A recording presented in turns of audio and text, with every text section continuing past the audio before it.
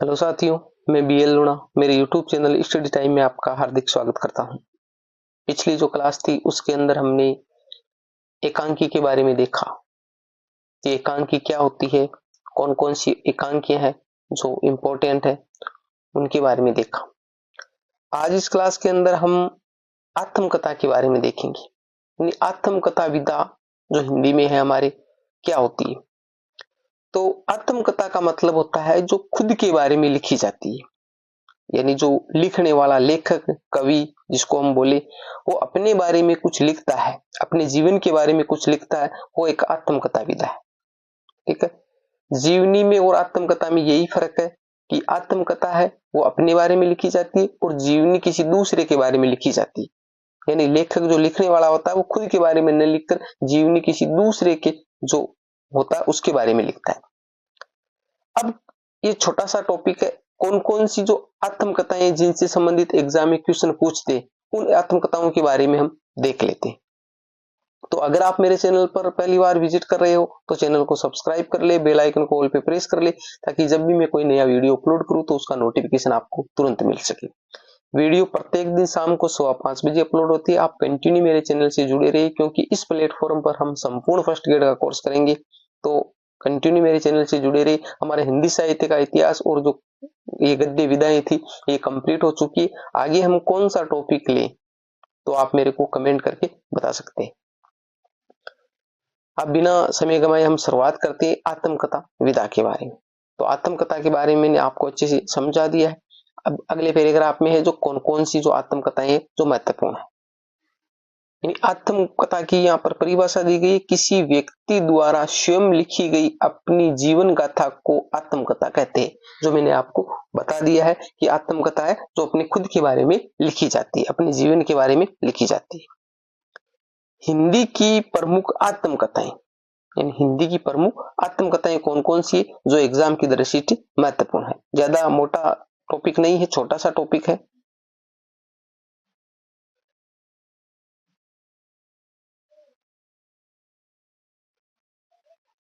अर्धकथानक, बनारसी दास जैन, 17वीं शताब्दी, जो हिंदी की प्रथम आत्मकथा मानी जाती है। ठीक है। यानी अर्धकथानक है जो बनारसी दास जैन की है, जो 17वीं शताब्दी में लिखी गई थी, जो हिंदी की क्या है प्रथम आत्मकथा मानी जाती है। डॉक्टर नगेंद्र ने इसका रचना काल 1641 ईस्वी माना है। तो ये भी आपको याद रखना है। कुछ आप बीती कुछ जग बीती, ये भारतेंदु हरिश्चंद्र की आत्मकथा है। कुछ आप बीती कुछ जग बीती। मेरी आत्म कहानी, ये बाबू श्याम सुंदर दास की है, 1941 ईस्वी में लिखी गई। आधुनिक हिंदी साहित्य में सबसे पहले आत्मकथा लेखक माने जाते हैं। सबसे पहले आत्मकथा, ये आधुनिक हिंदी साहित्य में सबसे, जो आधुनिक हिंदी साहित्य उसकी बात हो रही है, आधुनिक हिंदी साहित्य में सबसे पहले आत्मकथा लेखक माने जाते हैं कौन? बाबू श्याम सुंदर दास। बाकी हिंदी की जो प्रथम आत्मकथा मानी जाती है वो अर्धकथानक मानी जाती है, जो बनारसी दास जैन की है, 17वीं शताब्दी में लिखी गई।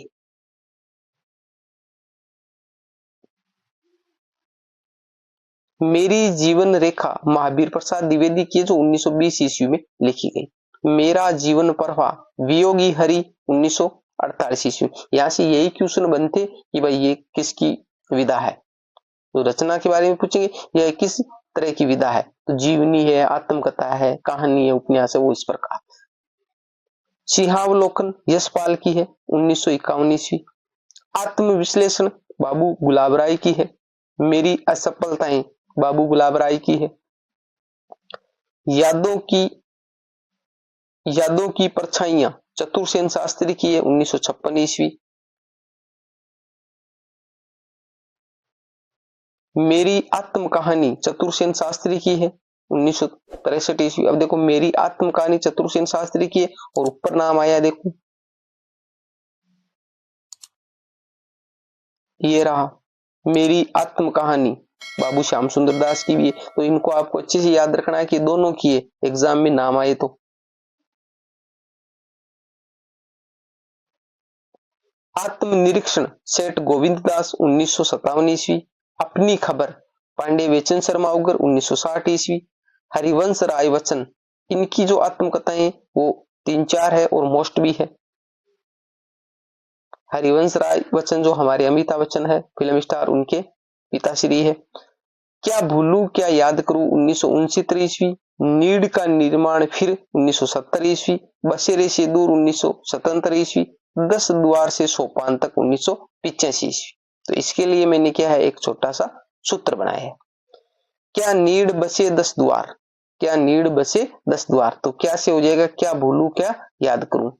नीड का मतलब नीड का निर्माण, फिर बसे का मतलब बसेरे से दूर, और 10 द्वार का मतलब हो जाएगा 10 द्वार से सोपान तक। तो क्या नीड बसे 10 द्वार, उन चित्र 178। तो उन चित्र मैंने कई बार आपको बता दी, नए आए उसको भी पता चल जाए। 1969 में पहली हो जाएगी, फिर एक जोड़ेंगे तो 1970 में हमारी दूसरी हो जाएगी, फिर 7 जोड़ेंगे 1977 में तीसरी हो जाएगी, फिर हमारे को 8 जोड़ेंगे तो 1985 में ये चौथी हो जाएगी। तो इस प्रकार करके आप इसको याद कर लोगे तो इनकी रचनाओं का सन भी याद हो जाएगा और इनका क्रम भी याद हो जाएगा। क्या नीड बसे 10 द्वार। फिर हमारा है यादों के झरोकों से बलराज साहनी 1983 ईस्वी, मेरी फिल्मी आत्मकथा बलराज साहनी 1974 ईस्वी, आज के अतीत भीष्म साहनी 2003 ईस्वी, अपना अतीत यादवेंद्र शर्मा चंद्र 1984 ईस्वी। जो आपको जैसे मान लिया आज के अतीत और अपना अतीत, इस प्रकार की जो सेम रचनाएं जो लगे आपको, उनको आप एक जगह कर लीजिए, जिसको आप बार बार पढ़ोगे तो आपको इसमें कंफ्यूजन नहीं होगा, क्योंकि यहाँ पर कंफ्यूजन बहुत होता है और रचनाएं जब देते हैं तो एग्जाम में क्वेश्चन है वो गलत हो जाता है रचनाओं से। 18 नंबर पर 60 वर्ष एक रेखांकन सुमित्रानंदन पंत की है। अर्ध कथा डॉक्टर नागेंद्र की है 1988 ईस्वी। सदाचार का ताबीज हरिशंकर परसाई की है। जो मैंने जिया कमलेश्वर, तो देखो जो मैंने जिया, तो इससे तो आपको पता चल जाता है कि भाई आपको पूछिए किस तरह की विधा है, तो ये जो मैंने जिया की ना खुद के बारे में बता रहा है, तो ये हमारी आत्मकथा होगी। बाकी कुछ के बारे में पता नहीं चलता, तो आपको ये याद रखना है। घर की बात डॉक्टर रामविलास शर्मा 1983। अपनी धरती अपने लोग डॉक्टर रामविलास शर्मा। आत्म परिचय फणीश्वरनाथ रेणु 1988 ईस्वी।